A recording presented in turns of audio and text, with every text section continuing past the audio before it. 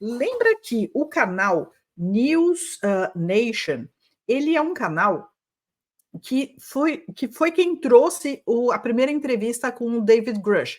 E o cara da foto aí da esquerda é o Ross Coulthard, que é um jornalista australiano super condecorado, que está trazendo as coisas. Ele começou a investigar essas histórias ufológicas e aí ele percebeu que tinha coisa que estava acontecendo. Então ele também está nessa de tentar trazer um pouco da informação, mas a gente não sabe exatamente ainda qual é a pegada dele, porque ele não passa nem perto de falar de programa espacial secreto. Tá? Ele vai falar, aparentemente a pegada dele é mais de falar assim: encontramos corpos, encontramos naves que caíram, mas aparentemente não conseguimos fazer engenharia reversa de nada disso porque é muito avançado, esse tipo de coisa. Então a gente já falou dele em outras entrevistas, em outras lives, dele entrevistando outras pessoas. Antônio, você pode ler o post do Sala? Danny Sheehan lembra seu encontro com arquivos secretos do projeto Blue Book em 1977, que continham fotos dos anos 1940 de um disco voador recuperado. Nesta entrevista com Ross Coulthard, Sheehan diz que informou ao Dr. Sean Kirkpatrick sobre as fotos que viu e rastreou em um porão do recém-construído edifício Memorial James Madison. Sheehan afirma que o relatório histórico da área é baseado em mentiras de Kirkpatrick, de que não existem evidências admissíveis de discos voadores caídos. O vídeo é da News Nation no YouTube. Fotos de recuperação de naves desmentem relatório de WAP da advogado do Pentagon Papers. Choque de realidade. Gratidão, Antônio. O Sala fez referência a esse vídeo, resultado, a gente tem que assistir, tá?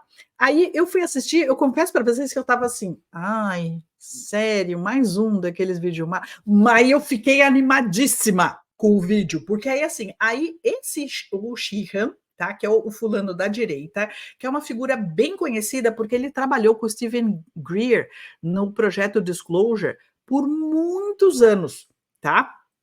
Ele começou a contar a história dele e eu assim, meu Deus, agora eu entendi por que ele estava junto com o Greer, tá? Então, vou contar um pouquinho aqui vou ler aqui um pouco o resumo que a Niva fez e vou contar para vocês um pouco do que é que ele contou nessa entrevista, porque ele foi contando aquilo que aconteceu lá em 1977, que eu estava assim, meu Deus do céu. Então, vamos lá. Esse cara, tá escrito Danny Sheehan, ele é Daniel, né? Mas ele usa, você vai encontrar ele como Dan ou Danny, tá? É um dos principais advogados de direitos civis dos Estados Unidos, conhecido por sua dedicação em expor os segredos obscuros do complexo militar industrial americano e do mundo negro, que é secreto, né? Tá, gente? Não é uma referência racista, pelo amor de Deus, tá? Ele se destacou, para vocês imaginarem o histórico dele. Ele começou a aparecer e se destacar quando ele ajudou o Washington Post e outros jornais a revelarem a verdade por trás dos tais Pentagon Papers, durante o escândalo Watergate, em 72. Tá? E você fala assim, ui, começamos bem. Para quem não se lembra, porque eu fui atrás porque eu não lembrava direito, tá? O Watergate foi um escândalo político que ocorreu em meados de 1972 nos Estados Unidos, que depois, cujas investigações posteriores culminaram com a renúncia em agosto de 74 do presidente Richard Nixon, do Partido Republicano. E aí, eu não lembrava do que era, eu fui ver do que era e falei assim, gente do céu, foi porque descobriram que, enquanto ele era presidente, ele estava usando dos poderes presidêncios para investigar o comitê democrata do outro lado para ter umas vantagens eleitoral. Eu falei, ai, gente, isso me parece tão conhecida essa história, só trocou os lados assim, de uns certos Bamas com certos loirões. Eu falei, nossa, eles fazem isso há tanto tempo, né? Que a diferença é que não teve mais os empichados, mas tudo bem. Então, Sheehan estava lá com o Washington Post naquela treta toda do Watergate. Eu falei, muito bem, Sheehan, começamos bem.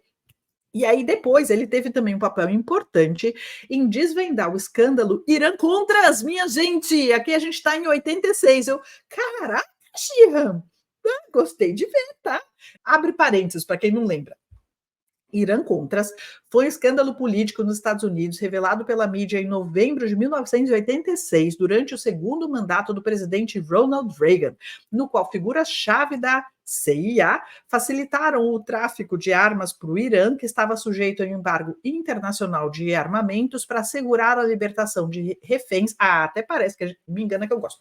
E financiar os contras nicaragüenses. Que lembra que a CIA é isso que eles fazem, né, gente? É assim, são os criminosos legalizados, tá? Mas isso e a máfia, ó, estão lá do ladinho, né? Por isso que trabalhavam juntos, inclusive. E mais recentemente ele tem investigado fenômeno de OVNIs através do instituto, ele fundou um instituto que chama New Paradigm, que é o novo paradigma, e a sua carreira é marcada por uma busca contínua pela verdade e pela justiça, desafiando instituições poderosas e agendas ocultas. Qual que é a história, então, em especial relativa a esse evento de 1977? Então, olha só, isso aconteceu entre o Watergate e o Irã-Contras, tá? Foi a meio caminho, né? Então, nessa época, o presidente era o Carter, tá? E o diretor da CIA era o Bush papai. Olha só que maravilha! E aí o que acontece? Então, o Carter solicita informações sobre OVNIs para o diretor da CIA, que era o Bush papai, tá? Antes mesmo dele tomar posse. E aí o Bush papai fala, não te dou nada não. E ele fala que ele só daria informação se ele permanecesse como diretor da CIA. E aí o Carter, então, contata o Congresso para que o Congresso se envolvesse nessa questão dos OVNIs. Não, até hoje continua dando em nada, né, minha gente? Mas tudo bem. Aí o Comitê de Ciência e Tecnologia da Câmara solicita 2 relatórios sobre os OVNIs e possíveis civilizações extraterrestres. Não se sabe exatamente por quê. O Daniel Dirham estava no meio do rolo, tá? E aí ele é designado como consultor especial para investigação devido à sua posição na sede nacional dos jesuítas. Ele era advogado dos jesuítas. Aí você fala... Ai, não era a parte exatamente. Ai, tá, segue, tá? Então vamos lá. De uma forma misteriosa também, que essa é a principal pergunta do jornalista, do Ross Coulthard. Fala assim: como é que você teve autorização para fazer isso, minha gente? Tá? E essa é a principal questão. Ele fala assim: ó, não estou duvidando de você, só estou achando tudo muito estranho que você tenha tido autorização de fazer o que você fez. Então vamos lá.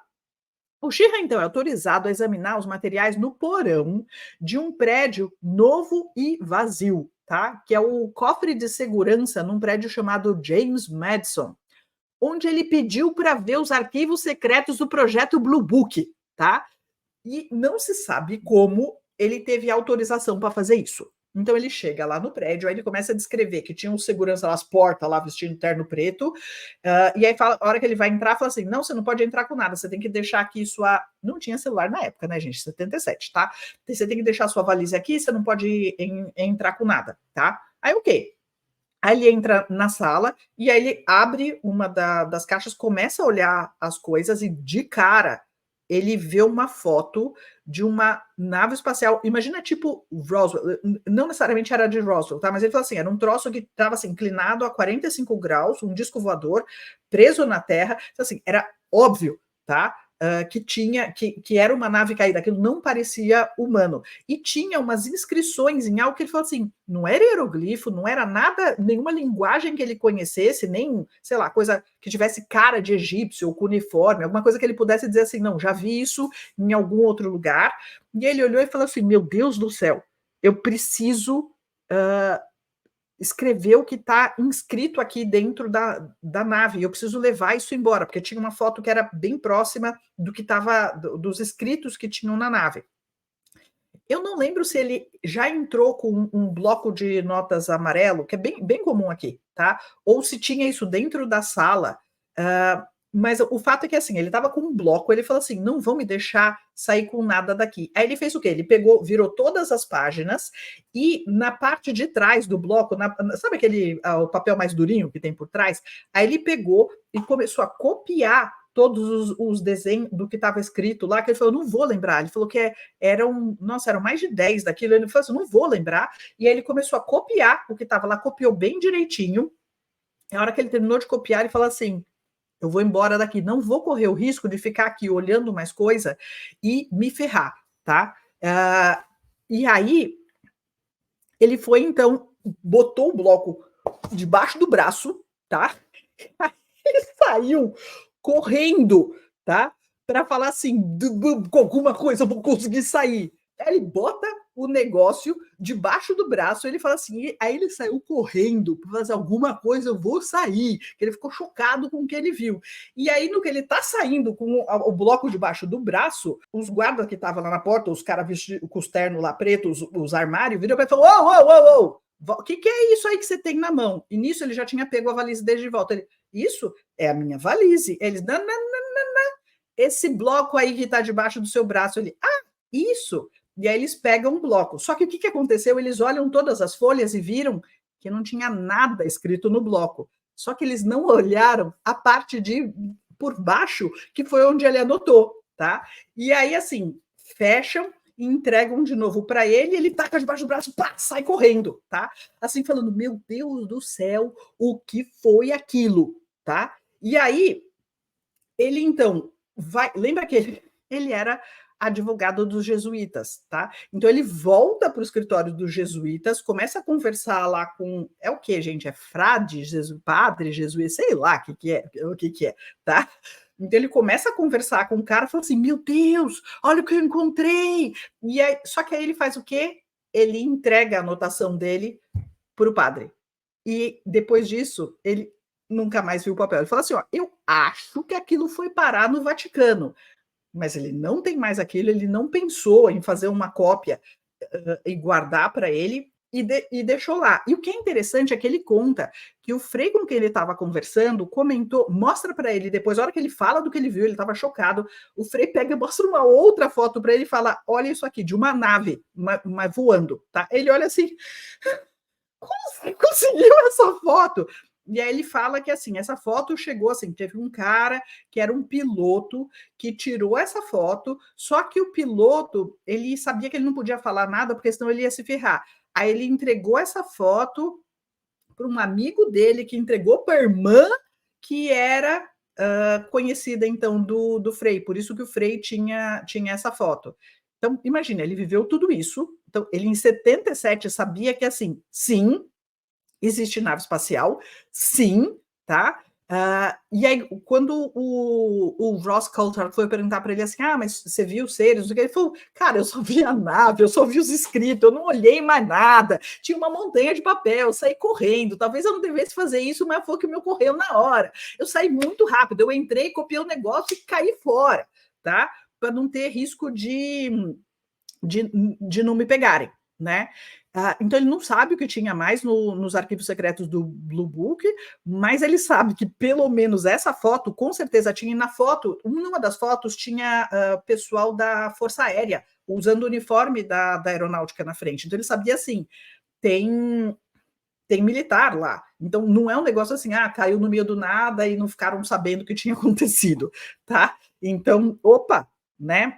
E aí ele então, por conta disso, mais para frente, ele acaba conhecendo o Greer, começa a fazer parte de toda a iniciativa do Greer para o Disclosure. Ele já estava com o Greer na época de 2001, quando eles fizeram a apresentação lá no Congresso, no projeto Disclosure 1.0, e ele foi atrás do Kirkpatrick para falar da experiência dele, e explicou o que foi que ele viu, onde é que ele estava, o que aconteceu, qual era o local onde estavam os arquivos, o que ele entregou para os jesuítas e tudo mais. E aí ele fala assim, então, não dá para dizer que o Kirkpatrick não tinha prova nenhuma. Então, e aí, como é que fica a situação? Então, de um lado a gente sabe que o Kirkpatrick, ele está falando o quê? Como advogado, o que o Sheehan fala? Que o Kirkpatrick está falando que ele não tem prova, evidência nenhuma, porque é um jeito dos escuros tirarem um deles da reta. Está dizendo assim, não temos prova concreta, não temos nenhuma foto, ninguém trouxe nenhuma foto, nenhum pedaço de ser extraterrestre, nenhum pedaço de nave, então não temos nenhuma prova, tá? legalmente, dá para entender que eles estão tentando tirar o deles da reta. Mas, como aqui a gente está falando com o advogado, ele fala assim: não tem um pedaço de OVNI que alguém possa te trazer, botar lá na mesa e falar: pronto, isso daqui é extraterrestre, tá? Mas os testemunhos que existem, e a Aaro entrevistou pelo menos 30 denunciantes. O que o Sheehan está falando é que, assim, num processo legal, tá? Se você tiver 30 testemunhas do jeito que eles têm, você ganha o caso. Porque quando a gente está lidando com questões legais, você não precisa trazer a arma do crime, porque provavelmente o criminoso sumiu com todas as provas, né? Mas se você tiver gente que viu o que estava acontecendo e que está testemunhando que aquilo aconteceu, isso é suficiente para uma condenação. Mas aparentemente pararam, não é, tá? Então, basicamente, essa história. Eu estava lá vendo a história do Chico, comendo assim, com a sensação de: meu, olha o que o cara passou, meu Deus do céu. Então, se você entende inglês, assiste essa entrevista que eu achei bem divertida, tá? E no final, o Ross Coulthard, fazendo o papel de jornalista dele, ele fala assim: vamos lá, vamos ser direto aqui, tá? O Kirkpatrick está mentindo, tá? Você diria que ele está mentindo ou que ele só tradicional assim. Você acha que ele é burro ou ele é mal intencionado, tá? Explica para nós, né? E aí o Sheehan, ele diz categoricamente, ele acusa o Kirkpatrick de mentir para o Congresso, né? No tempo que ele ficou na Aaro, influenciando esse relatório final. E ele sugere a necessidade de sanções criminais por violações de divulgação. Eu falei: ai, eu amei isso. Necessidade de sanções criminais por violações de divulgação. Adorei, tá? E ele se propõe, então, a montar uma equipe de ação em cada distrito do Congresso para pressionar por audiências públicas numa divulgação completa. E aí eu lembrei que o Greer, há um tempo atrás, ele falou assim: essa palhaçada não vai dar certo. O disclosure não vai sair por aí pela via Congresso, pela via política. A gente tem que pressionar legalmente e criar um processo, e é nisso que o Greer está trabalhando, tá? Criar uma forma de poder intimar as pessoas, sem que elas tenham a opção de falar: não quero, não tô afim de me ferrar enormemente sendo denunciante. Tá? Então eles estão trabalhando numa alternativa legal. E eu fiquei dando risada, porque eu falei assim: é o jeito americano de ser, né, minha gente? Processa todo mundo, tá? Que dá certo, né? Então tá ótimo.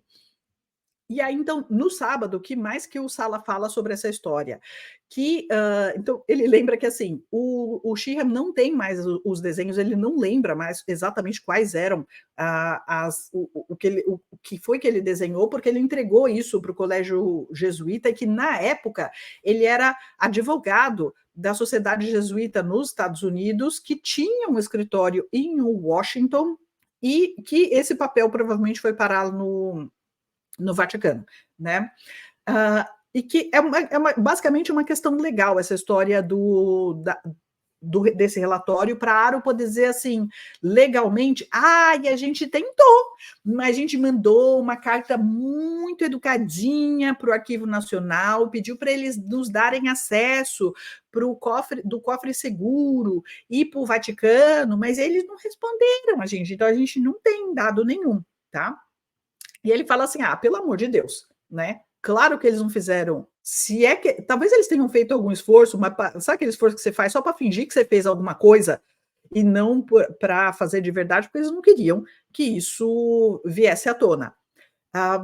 E aí o Sala lembra que a parte que foi tirada da NDAA, que era a tal da lei do disclosure, que estava sendo negociada no final do ano passado, é por situações como essa que a NDA ela incluía a habilidade de alguma organização que deveria ser criada pela lei do disclosure para intimar os denunciantes, ou voluntariamente ou não, né, a deporem.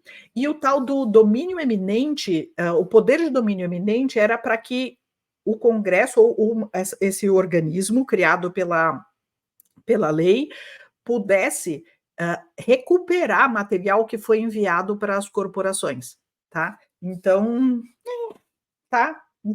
A briga continua, minha gente, tá? Vamos descobrir quem é que vai ficar de saco cheio primeiro.